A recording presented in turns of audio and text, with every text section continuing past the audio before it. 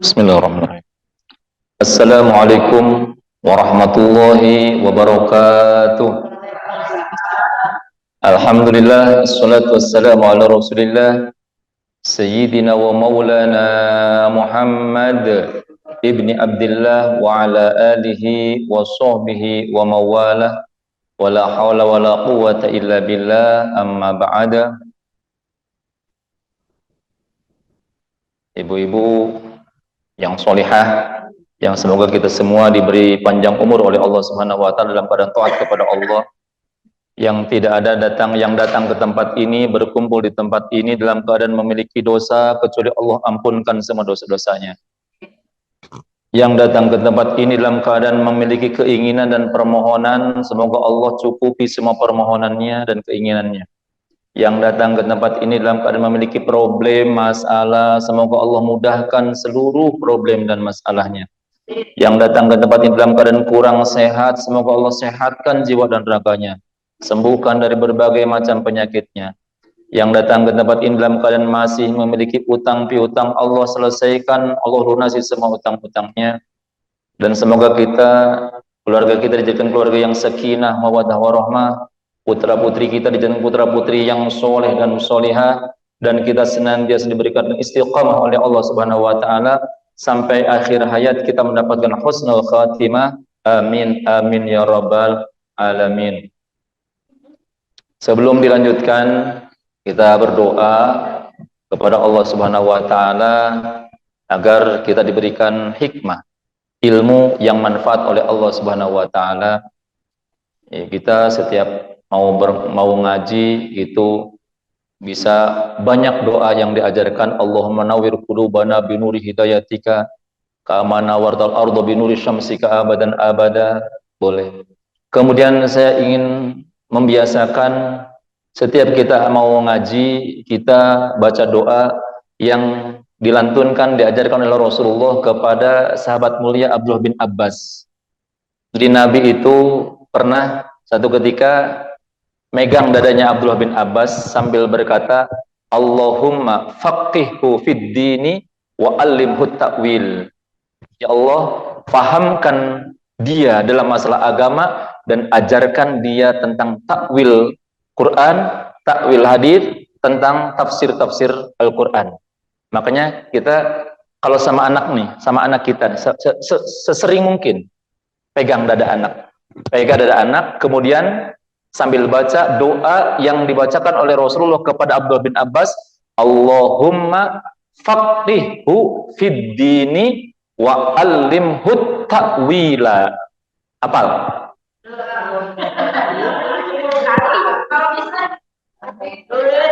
Cuman 2 kecap, Allahumma faqihhu fid dini.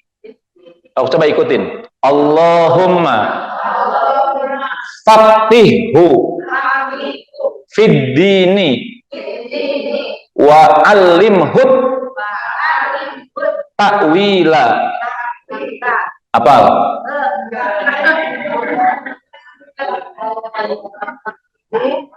Allahumma faqihhu fid dini wa allimhu ta'wila.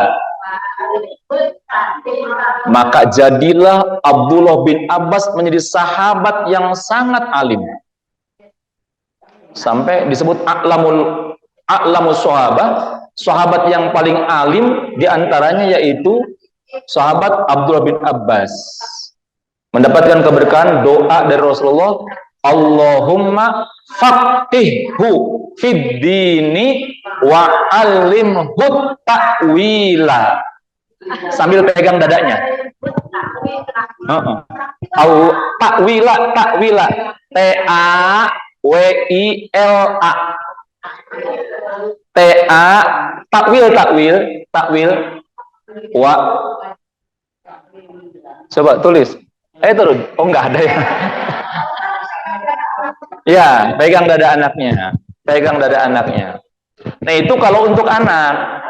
Kalau untuk kita juga kan pengen ilmu dari Allah. Kita juga pengen ilmu dari Allah. Maka ketika kita akan belajar, pegang dada kita, Allahumma faqihni. Jadi kalau untuk sendiri faqihni, Allahumma faqihni fid dini wa alimni at-ta'wila. Itu untuk diri sendiri. Kalau yang tadi Allahumma faqihu itu untuk anak. Untuk orang lain. Untuk orang lain, untuk anak, untuk cucu, setiap mau berangkat sekolah, setiap kita mau ngajarin anak, gitu. Pegang dulu dadanya, Allahumma faqihu fid dini wa alimhu ta'wila. Insyaallah. Kita niatkan ittiba Rasul. Kita niatkan Rasul sebagaimana Rasul melakukan itu kepada Abdullah bin Abbas, saya juga lakukan itu kepada anak-anak kita, kepada cucu-cucu kita. Jadi ini, kembalikan bahwasanya niatkan ittiba'ur Rasul. Niatkan ngikuti apa yang dilakukan oleh Rasulullah. Itu dah ibadah yang paling tinggi, seperti itu niatnya. Jangan niat pengen pinter. Niatnya niat seperti yang dilakukan oleh Rasulullah. Niat meniru apa yang dilakukan oleh Rasulullah. Udah, kita niru apa yang dilakukan oleh Rasulullah. Gitu aja. Apa itu? Insya Allah. Kalau untuk anak apa? Allahumma faqihhu fid dini wa alimhu ta'wila. Wa alimhu ta'wila. Itu akan difahamkan, dimudahkan memahami Al-Quran. Itu kalau untuk orang lain ya. Kalau untuk diri sendiri, Allahumma faqihni fid dini wa alimni at-ta'wila. Boleh wa alimni at-ta'wila, boleh kalau disambung wa alimni at-ta'wila, wa alimni at-ta'wila. Kalau disambung wa alimni at-ta'wila. Gitu. Coba. Iya, biasanya bisa disediain papan tulis ya. Oh, di Syarul papan tulisnya. Di sini. Ya, minggu depan mah sediakan itu, Rud. Papan tulis, Rud. Gitu. Oh, Bu Aida ya. Apa pakai itu? Pakai naon, Rud, yang disorotnya naon? Infokus ya, infokus, langsung klik gitu. Gitu. Ya.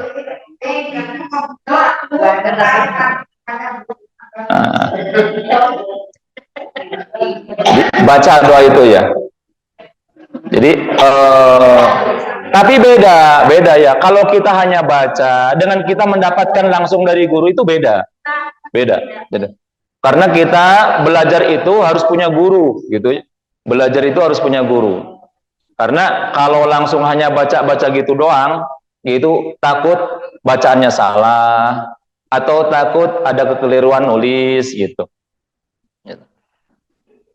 Jadi coba sekarang kita praktekkan. Sebelum kita belajar, pegang dada kita. Bismillahirrahmanirrahim. Allahumma faqihni fid dini wa alimni at-ta'wila. Amin. Jadi Allahumma faqihni fid din, ya Allah fahamkan aku dalam masalah agama, wa alimni at-ta'wila, dan ajarkan kepadaku takwil tafsir Al-Qur'an tentang masalah agama. Nah, dan kita niatkan kama allamahu Rasulullah ila Ibni Abbas, sebagaimana Rasul ajarkan kepada Abdullah bin Abbas, lakukan kepada Abdullah bin Abbas, maka kita lakukan juga kepada anak-anak kita, kepada cucu-cucu kita, kepada orang lain, kepada murid-murid kita, dan kepada siapapun. Dan sunnah kita kepada anak siapapun, bukan hanya anak kita ya, ketemu anak kecil, ketemu tolabah, santri, orang yang sedang belajar ilmu agama, pegang kepalanya, Allahumma ij'alhu solihan sahihan kamilan latifan hadikon aliman amilan hafidun lil Qur'an wa amilan bihi. Allahumma tawil umrahu wa sahih jasadahu wa hasin khuluquhu wa ahsin sawtahu li qiraatil haditsin nabawi wal Qur'anil karim bi barakati sayyidina Muhammadin sallallahu alaihi wasallam. Kosok itu. Pegang anak itu, pegang embun-embunannya, pegang embun-embun, kemudian bacakan doa. Allahumma ij'alhu sholihan, ya Allah jadikan anak ini soleh, sohihan sehat, aliman pinter, amilan yang mengamalkan ilmunya, hadikon cerdas, kemudian latifan lembut, penyayang, hafidhun lil Quran, hafal Quran, wa amilan bihi, dan mengamalkan isi kandungan Al-Quran. Allahumma tawil umrahu, ya Allah panjangkan umurnya, wa sahih jasadu, sehatkan jiwa raganya, wa hassin khuluquhu, indahkan budi pekertinya, wa hassin khuluquhu, ahsin sawtahu, dan indahkan suaranya untuk melantunkan hadis-hadis Nabi dan Al-Qur'anul Karim dengan keberkahan Nabi Muhammad sallallahu alaihi wasallam. Doa, biasakan doa kepada anak siapapun. Anak itu jadi pinter umpamanya, kita dapat transferan pahala dari anak tersebut. Itu kepada anak siapapun. Nanti kemudian setelah itu baru pegang dadanya, Allahumma faqihu fid dini wa alimhu ta'wila. Apal tadi? Insyaallah. Jadi yang tadi pegang embun-embunannya apal tadi? Meniki. Allahumma ij'alhu sholihan sahihan kamilan latifan hadikon aliman amilan hafidhan lil Quran. Oh, itu mah enggak tahu. Baru apal. Oh, yang tadi.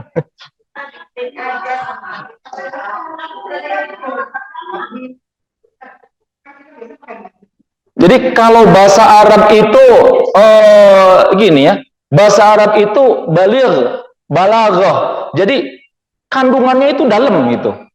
Jadi kalau bahasa Indonesia itu sederhana. Jadi tidak bisa memadai. Jadi ketika kita mengatakan latifan, lembut, kalau lembut dalam bahasa Indonesia cuman lembut gitu saja, tapi kandungannya itu luar biasa. Kelembutan makna latif itu sangat dalam gitu. Jadi makanya kenapa kita baca teks Arabnya, karena kalau yang diterjemah itu hanya mungkin sebagian kecil gitu. Sebagian kecil. Jadi kalau terjemah itu hanya translate, jadi hanya terjemah biasa gitu ya. Belum bisa mentafsiri daripada isi kandungannya. Makanya beda, terjemah dengan tafsir beda. Jangan anggap tafsir Al-Qur'an, jangan banyak anggap terjemahan Al-Qur'an itu tafsir Al-Qur'an, bukan. Itu hanya translate. Itu hanya terjemah. Kalau tafsir Baydawi, tafsir Sawi, tafsir Munir, tafsir Ibnu Katsir. Nah, itu tafsir. Tafsir minimal, tafsir Jalalain, itu tafsir. Kalau yang terjemahan itu namanya terjemah, alih bahasa.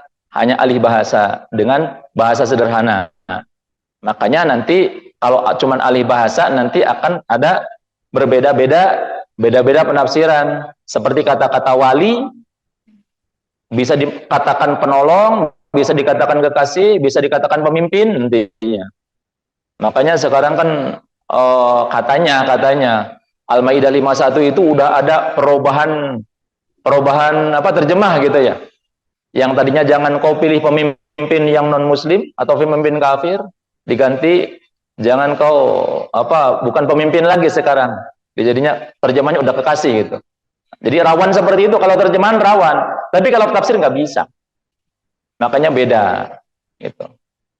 Jadi kita dianjurkan. Jadi kalau bahasa Arab itu dalam maknanya itu sangat dalam. Ijaz itu artinya sedikit lafadznya, banyak maknanya. Itu ijaz. Makanya bahasa Al-Quran itu ijaz. Mukjizat yang pendek katanya, tapi dalam maknanya. Baik, itu waktu udah setengah jam tuh. Ngobrol gitu aja udah setengah jam. Bismillahirrahmanirrahim. Alhamdulillah, assalatu wassalamu ala Rasulillah wa ala alihi washabihi wa mawalah wa la haula wa la quwata illa billah. amma ba'da. Terkait tentang tadi saya teringat dulu itu pada zaman tabi'in, Ibnu Al-Jauzi itu pernah menerangkan. Ibnu Al-Jauzi itu pernah menerangkan bahwasanya zaman tabi'in ada seorang tabi'in yang bernama Abu Qudamah. Abu Qudamah. Nah, Abu Qudamah ini dia orang yang rajin berperang, yang rajin berjihad di jalan Allah. Abu Qudamah ini, nah, rajin berjihad di jalan Allah. Satu ketika Abu Qudamah ini ditanya oleh seseorang, "Wahai Abu Qudamah, pengalaman apa engkau dalam jihad fisabilillah yang paling berkesan untuk engkau?" Kemudian kata Abu Qudamah, "Ada satu pengalaman yang saya tidak akan lupa pengalaman tersebut. Satu ketika," kata Abu Qudamah, "saya ini pulang ke kampung saya. Saya dari Madinah pulang ke kampung saya. Kemudian di kampung saya motivasi masyarakat muslimin. Muslimin kumpul, saya motivasi, jihad ini begini, begini, begini. Saya terangkan ayat-ayat Al-Quran, saya terangkan hadis-hadis Nabi tentang keutamaan jihad fisabilillah. Bahkan sampai disebutkan bahwasanya, dalam salah satu hadis disebutkan bahwasanya, afdalul amal, amal yang paling afdal tiga. Amal yang paling afdal tiga. Yang pertama, tolabul ilmi. Amal yang paling afdol, yang paling utama tiga. Yang pertama, tolabul ilmi, belajar ilmu agama, mencari ilmu agama. Ini amal yang paling utama. Setelah tolabul ilmi, yang kedua, jihad fisabilillah. Jihad fisabilillah, membela agama Allah. Kemudian yang ketiga, kasab. Yang ketiga, al-kasbu, kasab. Kasab, kaf, sin, ba, kasab. Udah kasab, tahu kan kasab? Bismillahirrahmanirrahim. Alhamdulillah. Jadi yang ketiga kasab. Kasab itu kerja. Kerja nyari nafkah. Kerja mencari nafkah. Itu kasab. Nah, makanya kasab itu jangan dianggap, kasab itu, kerja itu jangan dianggap bukan ibadah. Ibadah besar kasab itu. Kerja itu ibadah besar. Sampai satu ketika dalam satu riwayat hadis disebutkan bahwasanya Nabi pernah satu ketika Nabi bertemu dengan sahabat Sa'ad bin Mu'ad al-Ansori. Sa'ad bin Mu'ad al-Ansori. Kemudian Sa'ad bin Mu'ad al-Ansori begitu ketemu dengan Nabi, dia pengen salaman dengan Nabi. Salamanlah dengan Nabi.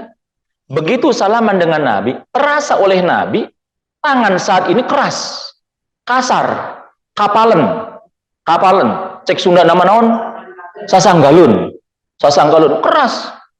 Begitu keras, kapalen, ditanya oleh Nabi, "Kenapa tanganmu begitu keras, wahai Sa'ad?" Kemudian Sa'ad mengatakan, "Ya Rasulullah, tanganku keras karena setiap hari aku gunakan tangan ini untuk kerja. Aku mencahin batu, aku nyari kayu, aku kerja tiap hari, aku bekerja untuk mencari nafkah yang halal, untuk menafkahi keluargaku, sampai tanganku menjadi keras," kata Sa'ad. Begitu mendengar itu, Rasulullah kemudian beliau pegang tangannya Sa'ad, kemudian beliau cium tangannya Sa'ad. Dicium oleh Rasulullah. Kalau orang-orang itu berebut pengen cium tangan Rasulullah, ini Rasul mencium tangannya Sa'ad. Kenapa? Kata Rasul, "Hadhihi yadun lam tamassahun nar." Tangan ini tangan yang akan tidak pernah disentuh oleh api neraka, kata Rasulullah. Kenapa? Kasab, kerja, mencari rizki yang halal. Ingat, mencari rizki yang halal. Makanya Imam Al-Ghazali dalam kitab Ihya Ulumuddin mengatakan bahwasanya tolabul halal faridotun. Mencari rizki yang halal hukumnya wajib. Yang halal ya, yang halal. Jangan asal rizki.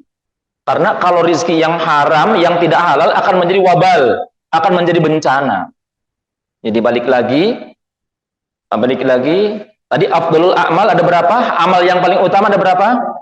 3. Yang pertama, tolabul ilmi ini yang tidak terkalahkan, tolabul ilmi. Karena kunci ke surga itu tolabul ilmi, ilmu. Nggak ada orang soleh tanpa ilmu, nggak ada. Kalau anak soleh tanpa ilmu, anak soleh tapi tidak paham ilmu agama, nggak ada, nggak ada.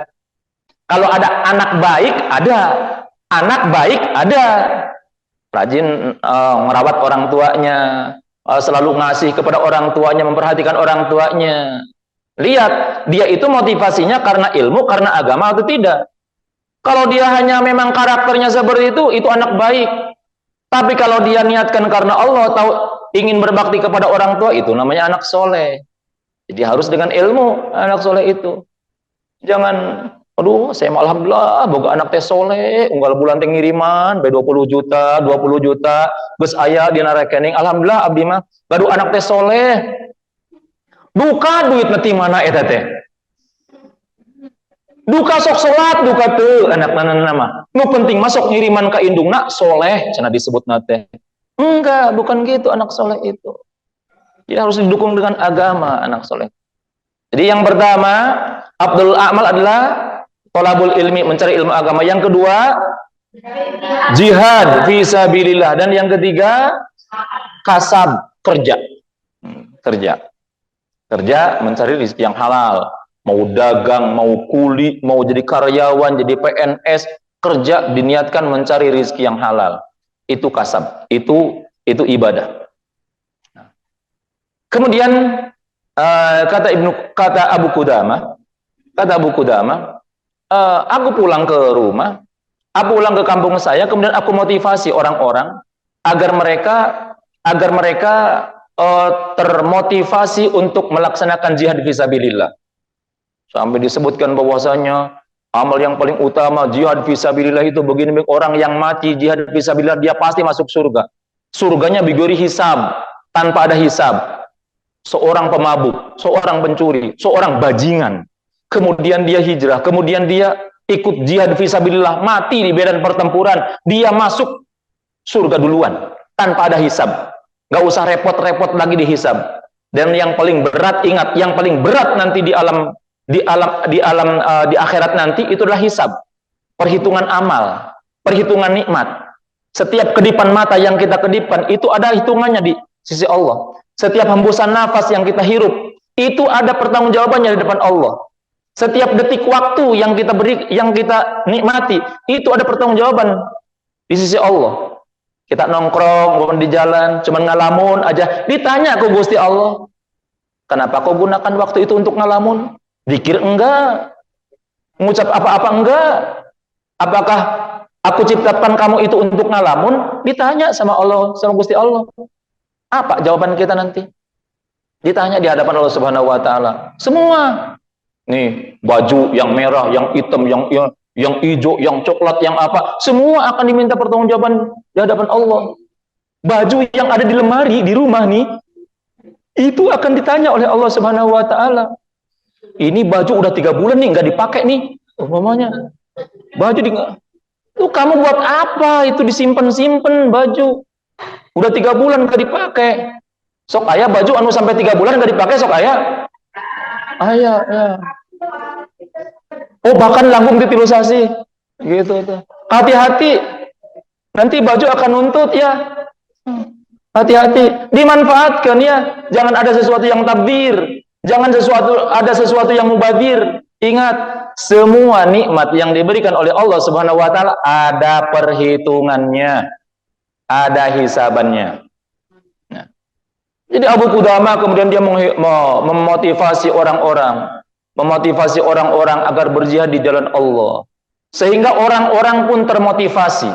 Orang-orang pun termotivasi dan berjanji, banyak sekali yang termotivasi sehingga mereka berjanji besok akan ikut dengan Abu Qudamah jihad fisabilillah dengan pasukan Madinah. Akhirnya Abu Qudamah pun pulang, kemudian dia pulang ke rumah. Nah, dia mau tidur, malam-malam dia mau tidur, tiba-tiba ada yang mengetuk pintu. Tok tok tok, assalamualaikum. Suara wanita. Abu Qudamah mendengar malam-malam ada yang mengetuk pintu. Suaranya seorang wanita. Abu Qudamah langsung, a'udzubillahi minasyaitonirrajim. Bertaud, Mohon perlindungan kepada Allah. Ya Allah, lindungilah aku. Aku berlindung kepada Allah dari godaan syaitan yang terkutuk. Dia ngetok lagi, tok. Assalamualaikum. Wahai Abu Qudamah. Abu Qudamah ta'awud lagi. A'udzubillahi minasyaitonirrajim, kata Abu Qudamah. Takut ini gangguan syaitan ini. Khawatir malam-malam datang kepada Abu Qudamah seorang wanita. Gitu. Bukan takut kunti. Bawa kunti. Bukan. Enggak ada. Takut fitnah. Sampai 2 kali, sampai 3 kali tok. Assalamualaikum, wahai Abu Qudamah. Bukankah engkau tadi siang telah memotivasi kami untuk berjihad fisabilillah, wahai Abu Qudamah? Kemudian, saya datang ke sini mau menyumbangkan sesuatu untuk kau gunakan untuk jihad fisabilillah. Kata si wanita ini. Mendengar kata-kata jihad, Abu Qudamah pun kemudian keluar. Dia keluar, dia tutup pintu. Dia enggak persilakan wanita itu masuk. Enggak dipersilakan masuk. Dia keluar, dia tutup pintu.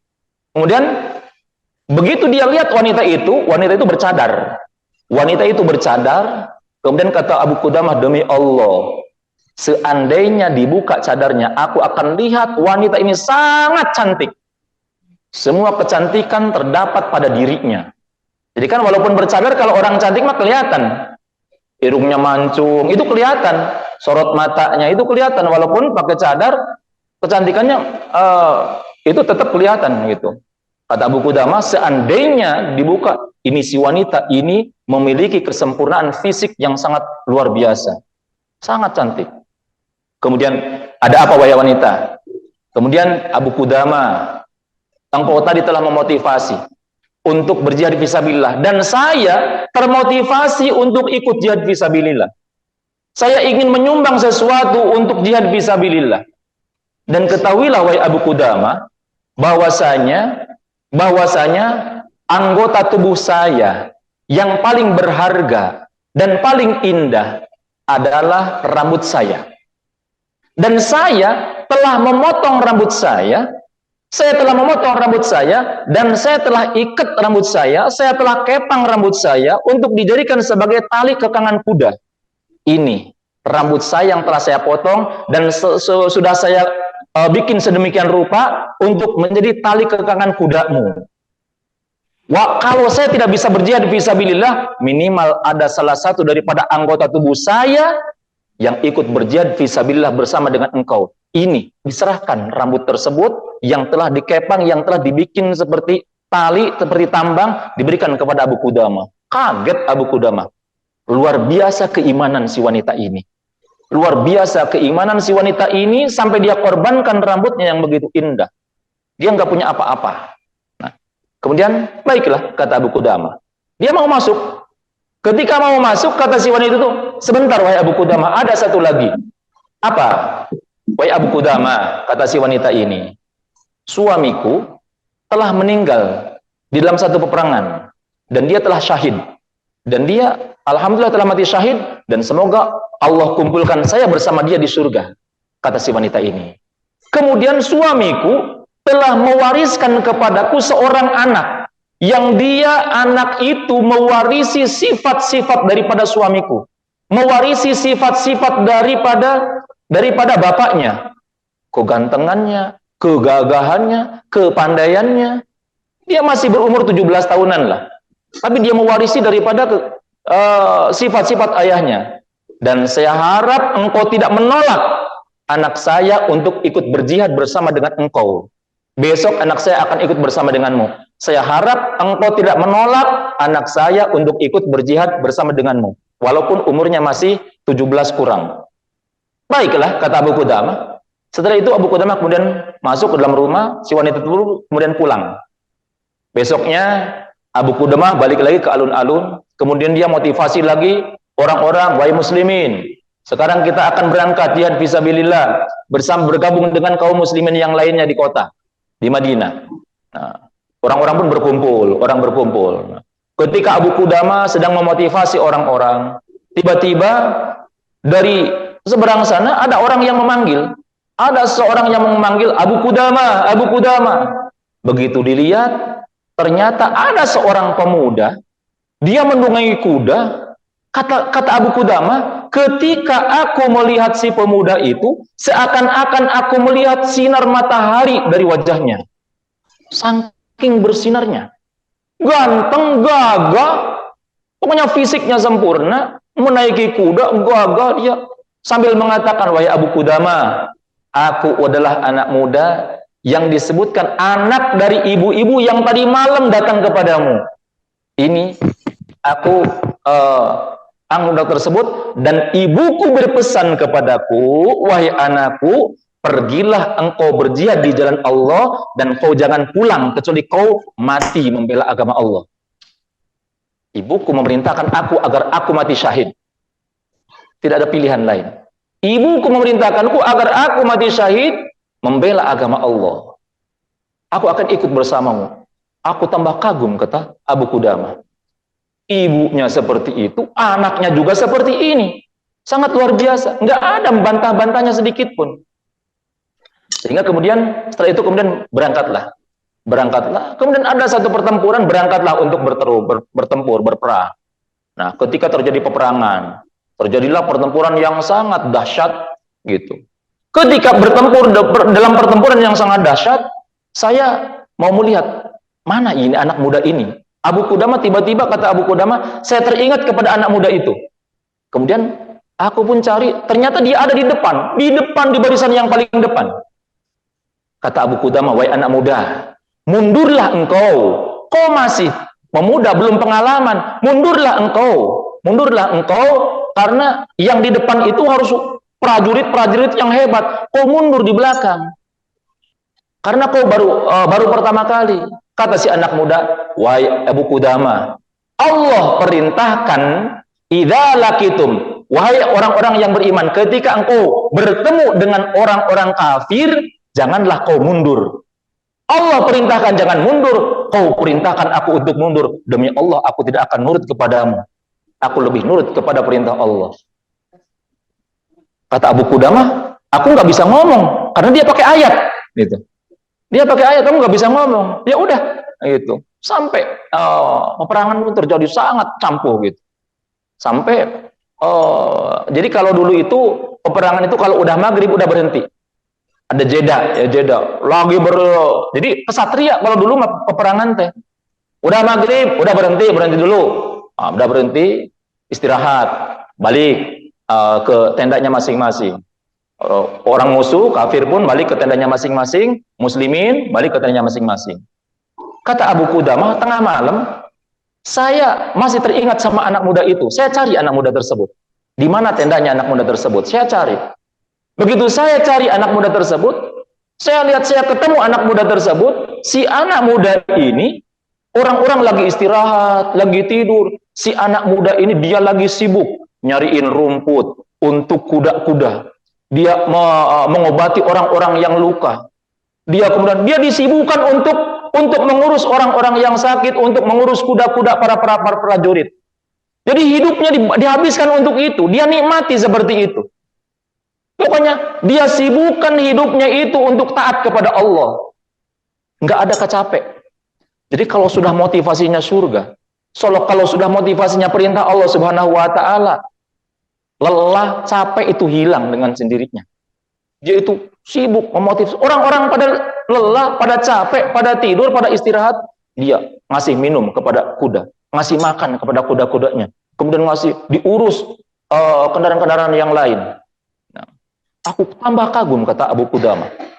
Dia habiskan pokoknya waktunya hanya untuk itu. Jalannya udah jalan surga itu aja. Setelah itu besoknya bertempur lagi, pertempuran campuh lagi. Saya cari lagi anak muda itu dan saya ketemu dia berada di depan lagi. Saya katakan kepada anak muda, wahai anak muda, kau mundur ke belakang. Kau masih anak, kau masih remaja, mundurlah ke belakang. Biar nanti yang senior yang di depan.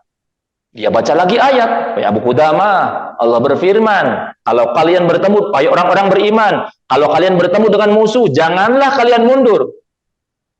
Allah memerintahkan jangan mundur, engkau memerintahkan mundur, demi Allah saya tidak akan mundur.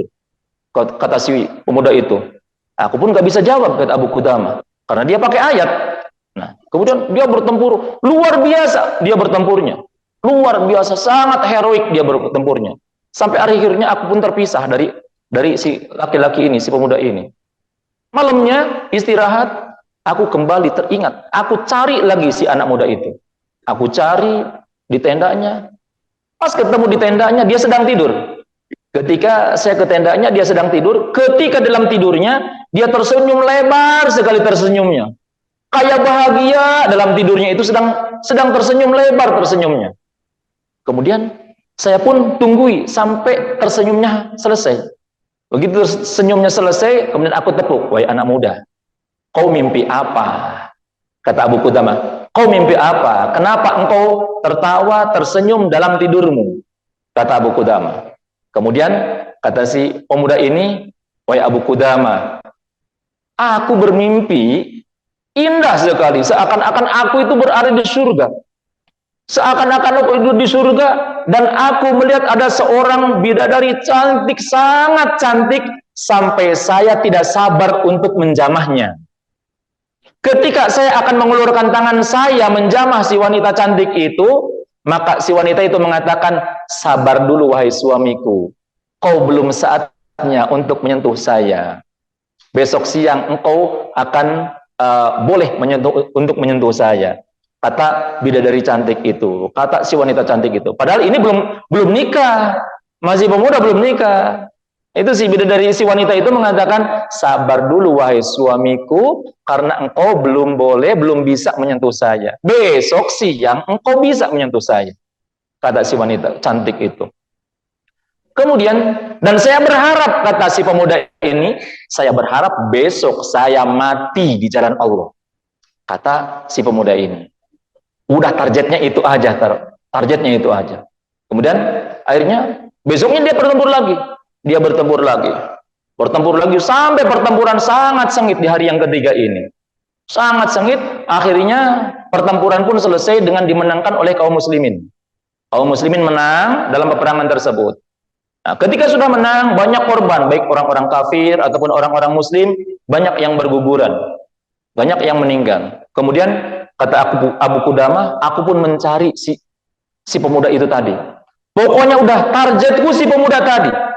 Karena aku begitu penasaran dengan si pemuda tadi. Saya cari si pemuda tadi. Saya cari di kalangan orang yang sahabat yang masih hidup, nggak ada. Saya cari kemudian di kalangan korban-korban yang sudah meninggal, di tumpukan-tumpukan itu, aku ketemukan dia bersimbah darah, penuh luka di dalam tubuhnya. Dia bersimbah darah, tapi dia masih ada nafasnya. Begitu dia penuh dengan darah, begitu melihat aku, kemudian dia manggil-manggil, wahai Abu Qudamah, kemarilah. Abu Qudamah, kemarilah. Aku pun mendatanginya. Dalam keadaan dia udah lemas, udah dalam keadaan sakaratul maut. Dia mengatakan bahwasanya, wahai Abu Qudamah, aku berpesan kepadamu wahai Abu Qudamah. Apa pesan wahai anak muda? Aku berpesan kepada wahai Abu Qudamah, tolong nanti sampaikan kepada ibuku bahwasanya wahai ibu, salam dari anakmu dan anakmu telah selesai melaksanakan tugas darimu wahai ibuku. Sampaikan salam kepada ibuku. Kemudian wahai Abu Qudamah, masih ingatkah engkau cerita yang tadi malam? Cerita tentang aku bertemu dengan bidadari cantik di surga yang aku tidak sabar untuk menjamahnya. Iya, saya ingat, kata Abu Qudamah. Wahai Abu Qudamah, dia sekarang ada di sampingku, kata si wanita, kata si laki-laki itu. Dia ada di sampingku, ini bidadari cantik, dia berada di sampingku, sedang menunggu ruhku keluar dari jasadku. Kata Abu Qudamah. Kata Abu Qudamah, aku menangis, kata Abu Qudamah.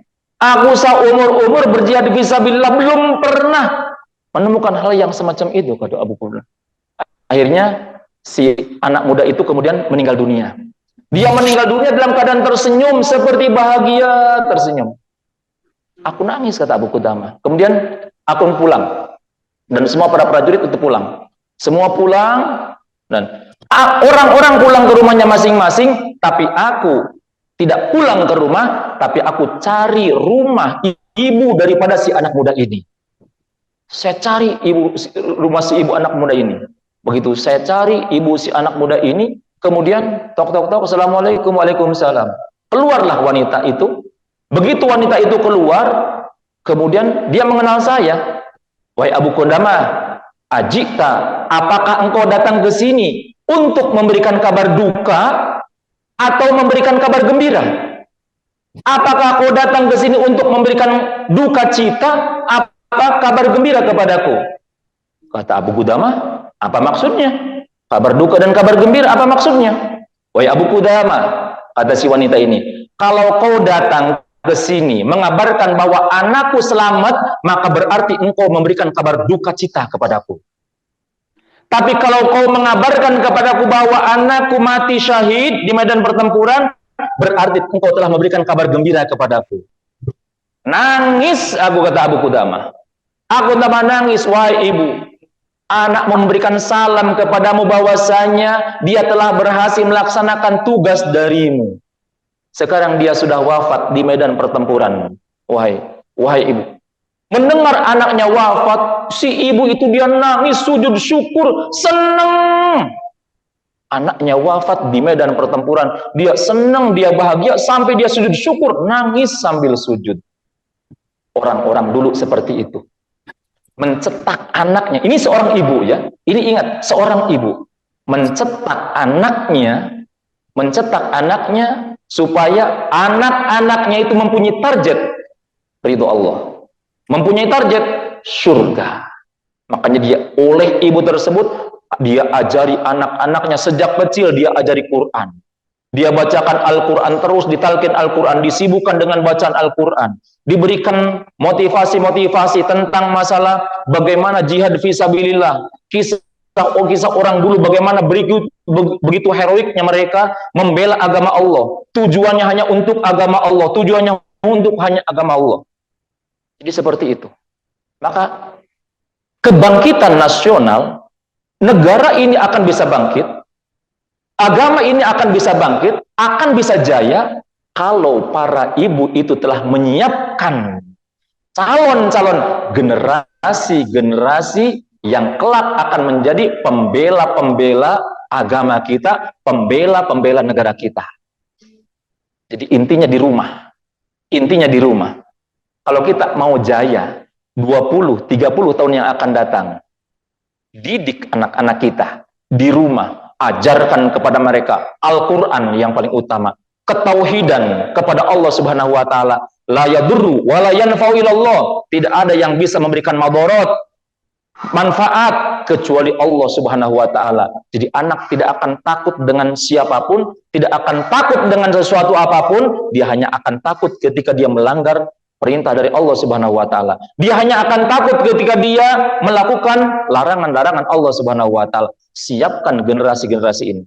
Jadi kalau kita para ibu, terutama ibu, sampai disebutkan bahwasanya al-mar'atu imaduddin, bahwasanya wanita itu adalah tiangnya agama. Itu betul. Karena berawal dari wanita yang mendidik anak-anaknya di rumah menjadi anak-anak yang kuat, menjadi anak-anak yang kesatria nantinya. Contoh seperti Sofia binti Abdul Muthalib. Sofia binti Abdul Muthalib, beliau bagaimana mendidik putranya Zubair bin Awam. Jadi Sofia binti Abdul Muthalib menikah dengan Al-Awam, punya anak namanya Zubair. Ini Zubair bin Awam dididik dengan didikan yang sangat luar biasa oleh Sofia, keras pendidikannya. Sehingga Zubair bin Awam menjadi orang yang sangat kuat, yang menaklukkan, orang yang pertama kali menaklukkan Mesir dan Syam, Romawi, itu di tangan Zubair bin Awam karena keberaniannya Zubair bin Awam. Ada kisahnya tersendiri Zubair bin Awam bagaimana dia menaklukkan Mesir.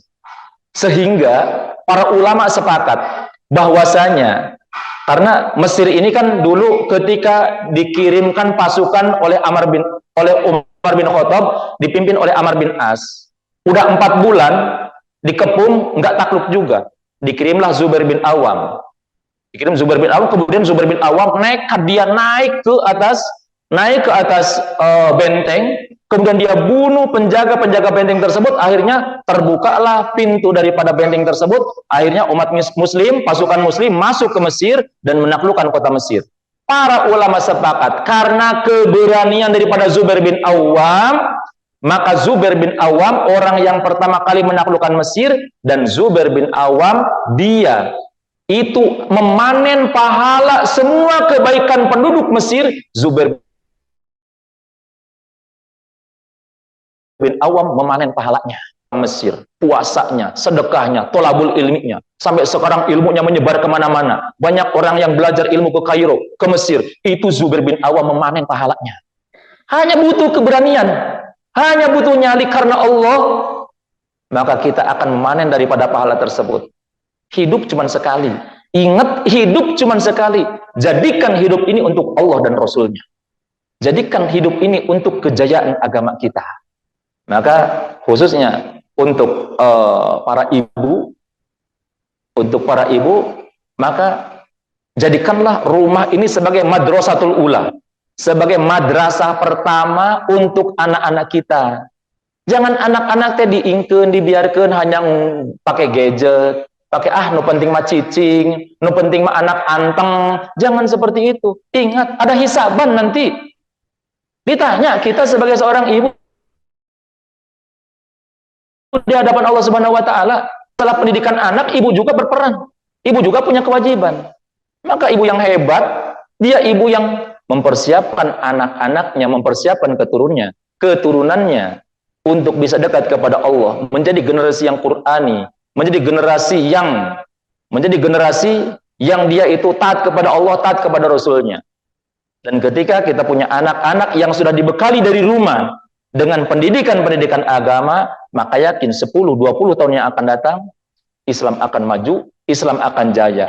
Seberapa berat pun tantangan, teknologi dan yang lain sebagainya, demi Allah, kalau sudah mempunyai kekuatan, ketauhidan yang kuat, memiliki keimanan yang kuat, yakin, keimanan yang kuat akan meruntuhkan apapun.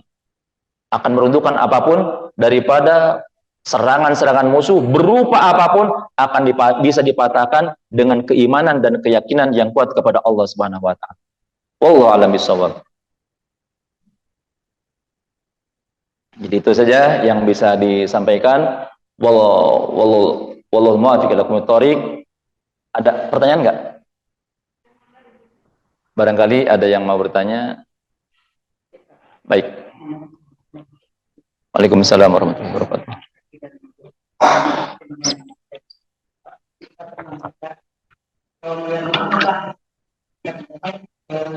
Kondisi Indonesia itu beratnya perjuangan umat Islam sekarang kita. Nah, jadi ada nanti katanya gambarnya, maaf ya saya membaca, ada satu gambaran yang seperti itu dari Pak Kendara, negara-negara Islam di tanah air. Ya.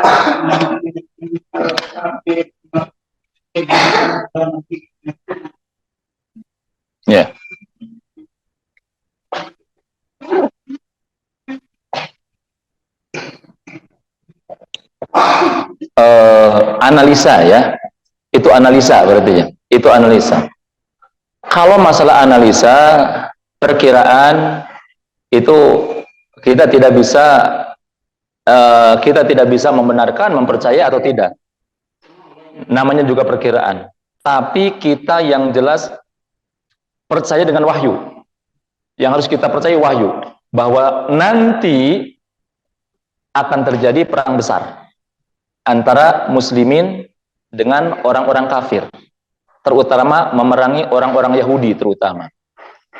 Dan nanti Panji itu akan dipegang oleh Al-Mahdi, oleh Imam Mahdi. Jadi oleh Imam Mahdi. Nah, cuman yang menjadi masalah, ketika Imam Mahdi datang, kita berada di golongan siapa? Itu sudah pasti ya, Imam Mahdi akan datang pasti. Akan terjadi pertempuran besar pasti. Cuman yang jadi masalah, kita ini berada di golongan Al-Mahdi apa di golongan Dajjal? Itu. Masalahnya seperti itu. Karena sebelum Al-Mahdi itu nanti ada Dajjal dulu. Ada Dajjal dulu yang luar biasa. Fitnah Dajjal itu luar biasa. Dajjal itu diberi kekuatan oleh Allah, bisa melakukan apapun yang diinginkan. Dia mengaku Tuhan dengan dengan dengan diberi bekal bisa melakukan apapun dalam 40 hari, walaupun hanya 40 hari. Karena 40 hari zaman Dajjal itu, satu hari yang pertama seperti 1 tahun, gitu. Kemudian satu hari yang kedua seperti 1 bulan. Kemudian satu hari yang ketiga seperti 1 minggu dan selanjutnya. Dan Dajjal bisa melakukan apapun. Matahari bisa diberhentikan, bisa dijalankan Dajjal. Orang yang mati bisa dihidupkan, orang yang hidup bisa dibikin mati oleh Dajjal. Akan diperlihatkan ini orang yang taat kepadaku ini surga, diperlihatkan surganya benar seperti surga beneran, gitu diperlihatkan. Maka orang-orang yang lemah iman itu akan terfitnah. Maka kenapa kita itu dianjurkan untuk senantiasa memohon kepada Allah agar selamat dari fitnah Dajjal. Makanya kita dianjurkan baca, hafal surat Al-Kahfi. Apa enggak Al-Kahfi? Minimal 10 ayat pertama. Barang siapa yang hafal 10 ayat pertama dari surat Al-Kahfi, maka dia akan selamat dari fitnah Dajjal. Apa itu? 10 bisa 10. Tidak usah 110. Al-Kahfi kan 110. Tiap 10 awal, terus apa kata? Dites ya masalah seorang-seorang. Ini berat loh, fitnah Dajjal itu berat. Jadi makanya ketika selesai sholat kita innaka hamidum majid. Setelah innaka hamidum majid, kemudian kita berdoa, Allahumma inni a'udzubika min adzabil qabri wa min adzabin nari wa min fitnatil mahya wal mamati wa min fitnatil masihid dajjal. Doa yang diajarkan oleh Rasulullah agar kita selamat dari fitnah Dajjal, gitu. Jadi Al-Mahdi nanti akan datang. Cuman kita berada di belakang Al-Mahdi apa berada di belakang Dajjal. Dan Dajjal ini luar biasa, yang digambarkan seperti orang yang bermata satu, itu Dajjal. Dan sekarang simbol-simbol Dajjal udah banyak. Jadi Dajjal itu simbol-simbol itu sudah seperti biasa. Dan orang-orang karena sudah terbiasa melihat simbol tersebut, dia akan merasa biasa. Ketika Dajjal datang, dia lupa itu yang dijanjikan oleh Allah, gitu. Makanya kita harus tetap ngaji bahas di bab Dajjal, ambil naon supaya kita selamat dari fitnah Dajjal. Terus kita berdoa kepada Allah. Maka PR untuk ibu-ibu semua yang belum hafal, hafalkan 10 ayat pertama surat Al-Kahfi. Nanti bulan depan saya insya Allah kesini lagi sudah hafal semuanya. Cuman 10, enggak 110, enggak. Sehari 1 ayat. Atau 3 hari 1 ayat. 1 ayat 3 hari udah cukup. Kan 30 hari nih ke depan nih, 30 hari ke depan. Nah, itu sehari masih ada spare waktu ya. 3 hari 1 ayat, 3 hari 1 ayat, insya Allah apa? Terus diulang-ulang. Minta kepada Allah, ya Allah, anugerahkan kepadaku untuk bisa memahami, untuk bisa menghafal dan memahami dan mengamalkan daripada ayat-ayatmu ya Allah. Minta sama Allah Subhanahu wa taala. Jangan nyalahin umur. Loh, Pak Ustadz, udah saya magus umur gus kolot umpamana. Ari kolot teh apaan? Hese apal gampang. Ulah nyalakan umur. Da orang-orang zaman dulu guys sama masuk Islam teh udah tua, tapi toh mereka juga hafal Al-Qur'an. Kenapa? Motivasi kuat, ada keinginan yang kuat. Kemarin juga 3 tahun 4 tahun yang lalu itu ada orang mana itu seorang nenek-nenek umur 93 tahun di wisuda hafal 30 juz. Menghafalkan Al-Qur'an 7 tahun. Nenek-nenek udah tua gitu. Oh iya juga ya. Ya 93 tahun. Jadi jangan nyalahin umur. Pirage te menta 30 juz 10 ayat bebirage. Gitu. 10 ayat. Ini agar kita diselamatkan oleh Allah dari fitnah Dajjal. Wallahu a'lam bishawab. Kita tutup bersama-sama dengan baca hamdalah dan doa kafaratul majlis. Alhamdulillahirabbil alamin. Subhanakallahumma wa bihamdika asyhadu an la ilaha illa anta astaghfiruka wa atubu ilaik. Wassalamualaikum warahmatullahi wabarakatuh.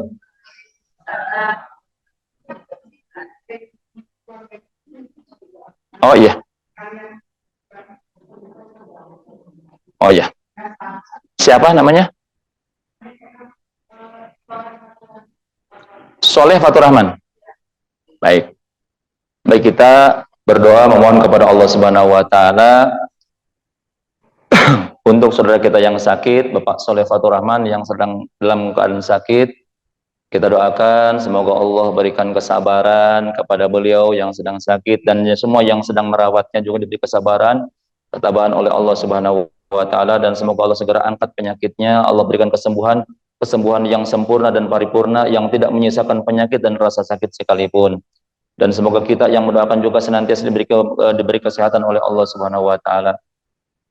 Dan kita memohon kepada Allah Subhanahu wa taala agar Allah mengabulkan daripada semua doa-doa kita. Ala hadhihi niyyah wa likulli min sholih bi barakatihil Qur'an. Al-Fatihah. A'udzu billahi minasyaitonir rajim. Bismillahirrahmanirrahim. Alhamdulillahirabbil alamin arrahmanir rahim maliki yaumiddin. Iyyaka na'budu wa iyyaka nasta'in. Ihdinas siratal mustaqim. Siratal ladzina an'amta 'alaihim ghairil maghdubi 'alaihim waladdallin. Amin. Allahumma salli ala sayyidina wa karimina syafiina wa dhuhrina wa maulana Muhammad wa sallim wa radhiyallahu sadatina sabir wa salli ajma'in. Amin.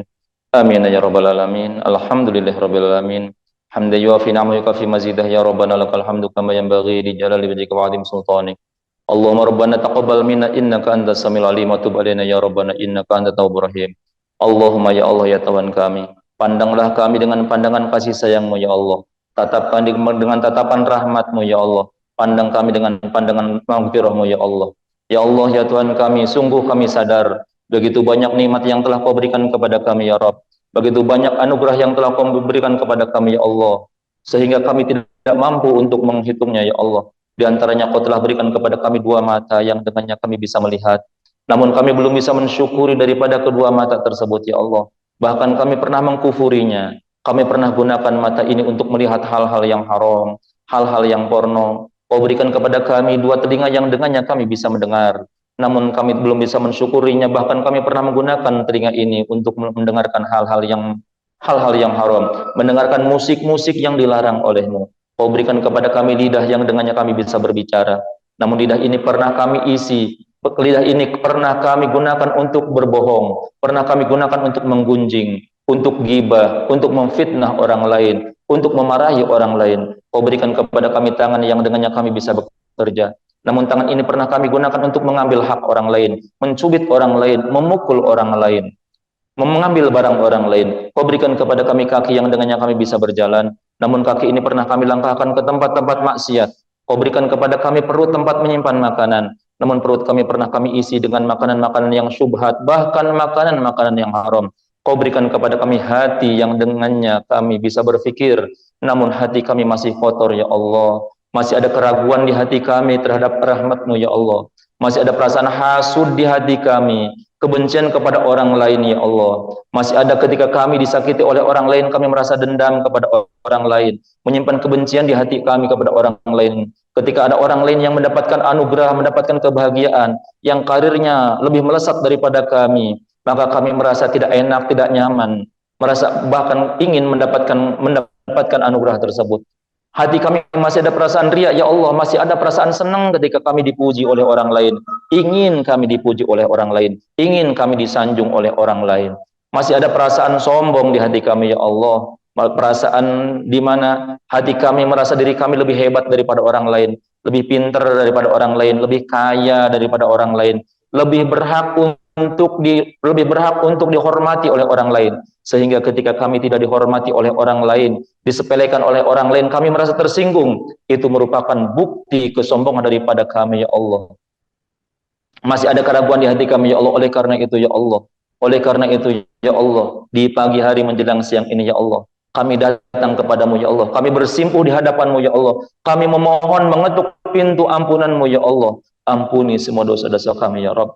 Ampuni semua kesalahan kami ya Allah. Ampuni semua dosa kami ya Allah. Ampuni masa lalu kelam ya kami ya Allah. Kami dulu pernah meninggalkan sholat ya Allah. Kami dulu pernah meninggalkan puasa ya Allah. Kami dulu pernah melawan kepada orang tua ya Allah. Kami dulu pernah menyakiti anak-anak kami ya Allah. Kami tidak mendidik anak-anak kami dengan benar ya Allah. Kami takut nanti anak-anak kami menuntut kepada kami di pengadilan-Mu ya Allah. Kami pernah mengambil hak orang lain ya Allah. Kami pernah mencubit orang lain, memukul orang lain. Kami pernah menggunjing orang lain ya Allah. Yang mana orang-orang yang kami gunjing, orang-orang yang kami sakiti, orang-orang yang kami cubit, orang-orang yang kami candain, mereka, kami takut mereka kelak nanti akan menuntut kami menjadi musuh kami nanti di akhirat nanti ya Allah. Oleh karena itu ya Allah, saat ini kami datang bersimpuh di hadapan-Mu ya Allah. Ampuni semua dosa-dosa kami ya Rabb. Ampuni semua kesalahan kami ya Allah. Karena seandainya Engkau tidak mau mengampuni dosa kami ya Allah, pasti kami akan menjadi orang yang rugi dan celaka ya Allah. Oleh karena itu, sebesar apapun dosa kami ya Allah, ampuni semua dosa kami ya Allah. Ya Allah ya Tuhan kami, ampuni juga dosa kedua orang tua kami ya Allah, terutama ibu kami ya Allah. Ibu kami yang telah mengandung kami selama 9 bulan lamanya ya Allah. Ibu kami yang telah melahirkan kami dengan susah payah ya Allah. Beliau bersimbah darah ketika melahirkan kami, menjerit ketika melahirkan kami, menangis ketika melahirkan kami. Ibu kami yang telah menyusui kami, ibu kami yang telah mengurus kami, menyuapi kami, meninak bobokan kami, mengeloni kami. Beliau yang banyak tidurnya terganggu oleh tangisan-tangisan kami. Beliau yang mengajari kami berbicara. Beliau yang mengajari kami berjalan. Beliau yang dulu, waktu zaman sulit dulu, ibu kami bekerja panting tulang ya Allah. Membawa kami ya Allah, menggendong kami ke sana kemari ya Allah. Sambil jualan, sambil bekerja, kami digendong ya Allah. Karena saking sayangnya kepada kami ya Allah. Kemana-mana kami tidak ditinggalkan ya Allah. Bapak kami yang telah seperas keringat banting tulang untuk membiayai kami, membesarkan kami dan mendidik kami. Kini mereka sudah tua renta ya Allah. Kini mereka sudah lemah ya Allah. Bahkan ada di antara orang tua kami yang kini jasadnya sudah tertanam di dalam tanah. Sementara kami belum bisa membalas jasa mereka ya Rabb. Belum bisa membahagiakan mereka ya Allah. Belum bisa membuat mereka tersenyum bangga terhadap kami ya Allah. Bahkan kami pernah melawan kepada mereka, pernah membentak kepada mereka, bahkan kami pernah menyakiti mereka ya Allah. Bahkan kami pernah siksa mereka dengan kerinduan kepada kami. Pernah dulu orang tua kami ingin bertemu dengan kami, namun kami beralasan sibuk dengan pekerjaan kami, sibuk dengan anak-anak kami, sehingga kami siksa mereka dengan kerinduan kepada kami ya Allah, rindu untuk bertemu dengan kami. Kini ketika mereka sudah wafat ya Allah, timbul penyesalan di hati kami. Timbul penyesalan di hati kami ya Allah, timbul kerinduan di hati kami. Kami rindu untuk bertemu dengan kedua orang tua kami, bertemu dengan ibu kami. Kami rindu untuk bisa mencium tangannya ya Allah, bersimpuh di kakinya ya Allah. Kami rindu untuk bisa bermanja-manjaan di pelukan orang tua kami ya Allah, di pelukan ibu dan bapak kami ya Allah. Namun kini sudah telat ya Allah, sudah terlambat ya Allah. Oleh karena itu ya Allah, kami titipkan kedua orang tua kami ya Allah. Jaga, lindungi mereka ya Allah. Berikan kesempatan kami untuk bisa membahagiakan mereka ya Allah. Lindungi, jaga mereka ya Allah. Sayangi mereka ya Allah. Sayangi mereka ya Allah, karena sungguh kami sayang kepada mereka ya Allah. Sebanyak apapun dosa mereka, jangan Kau siksa mereka ya Allah. Karena mereka adalah orang-orang yang telah tulus menyayangi kami ya Allah. Ya Allah ya Tuhan kami, Kau berikan kepada kami anak-anak, cucu kepada kami, keturunan kepada kami ya Allah. Yang mana mereka adalah harapan hidup kami ya Allah. Kami titipkan mereka, anak-anak kami, kepadamu ya Allah. Anak cucu kami titipkan kepadamu ya Allah. Jaga, lindungi mereka ya Allah. Kami titipkan daripada anak yang pertama, kedua, ketiga, keempat. Terbayang wajah mereka di mata kami ya Allah. Terbayang wajah mereka satu persatu di mata kami ya Allah. Mereka adalah harapan hidup kami, pelita hidup kami ya Allah. Kami titipkan, jaga, lindungi mereka ya Allah. Jadikan mereka anak-anak yang soleh dan solihah ya Allah. Jadikan mereka anak-anak yang rajin mendirikan sholat, yang rajin mengaji. Jadikan mereka para alim ulama, jadikan mereka para penghafal Al-Quran. Mereka menjadikan mereka anak-anak yang berbakti kepada orang tua, sayang kepada orang tua, membahagiakan orang tua di dunia dan akhirat nanti. Ya Allah ya Tuhan kami, andai ada di antara anak cucu kami yang suka meninggalkan sholat, yang suka terjerumus ke dalam maksiat, yang terjerumus ke dalam game online, yang terjerumus ke dalam perjudian, ke dalam kemaksiatan, terjerumus ke dalam perzinahan, dan dosa-dosa yang lain, atau suka melawan kepada orang tua, kami mohon kepadamu ya Allah, insyafkan mereka ya Allah, Insyafkan mereka ya Allah, kembalikan mereka ke pangkuan kami yang menjadi anak-anak yang baik, yang soleh dan solihah. Ya Allah ya Tuhan kami, panjangkan umur kami dalam keadaan taat kepadamu. Kabulkan doa dan permohonan kami. Cukupi semua kebutuhan kami. Mudahkan semua urusan kami. Tutup semua aib-aib kami. Lunasi semua hutang-hutang kami. Anugerahkan kepada kami istiqomah dalam ibadah. Dan tutuplah usia kami dengan husnul khatimah. Ya Allah ya Tuhan kami, kabulkan semua doa-doa kami ya Allah. Rabbana atina fid dunya hasanah wa fil akhirati hasanah wa qina adzabannar. Sallallahu ala sayyidina Muhammadin wa ala alihi wasallam. Walhamdulillahirabbil alamin. Bisirril Fatihah. A'udzu billahi minasyaitonir rajim. Bismillahirrahmanirrahim. Alhamdulillahirabbil alamin arrahmanir rahim maliki yaumiddin. Iyyaka na'budu wa iyyaka nasta'in. Ihdinas siratal mustaqim. Siratal ladzina an'amta 'alaihim ghairil maghdubi 'alaihim waladdallin. Wassalamualaikum warahmatullahi wabarakatuh.